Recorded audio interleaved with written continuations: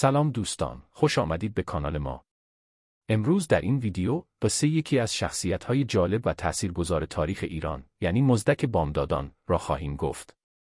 با ما همراه باشید تا در این سفر تاریخی با زندگی و اندیشه‌های این اصلاحگر اجتماعی آشنا شویم. مزدک بامدادان، اصلاحگر اجتماعی و کنشگر مذهبی در زمان شاهنشاهی ساسانی بود. او فرقه مذهبی را بنیان نهاد که به تبلیغ آن پرداخت. آیینی که او بنا کرد تحت تأثیر باورهای مانی بود و میتوان گفت فرقه‌ای که مزدک بسط و گسترش داد همان آیین بوندوس بود.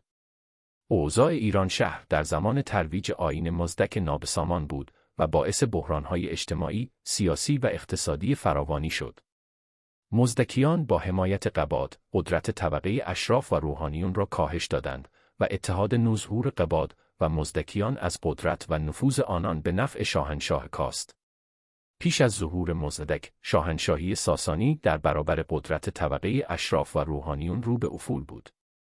اما با حمایت از مزدکیان، قدرت شاهنشاه دوباره تثبیت شد و آیین مزدک در تمامی قلمرو ایران شهر بسط یافت. با این همه در اواخر پادشاهی قباد، حمایت از مزدکیان کاهش یافت و این منجر به قتل عام آنان به دست خسرو یکم شد. با وجود اینکه جنبش مزدک شکست خورد، اما ایده‌ها و آرمان‌های آن در جامعه جدید به وجود آمد و ادامه یافت.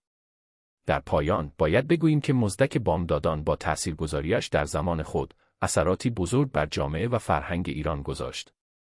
با اینکه مورد انتقاد و نقد قرار گرفت، اما ایده‌هایش همچنان زنده است و برای ما درس‌هایی ارزشمند دارد. سپاس از شما که ویدیو ما را تماشا کردید.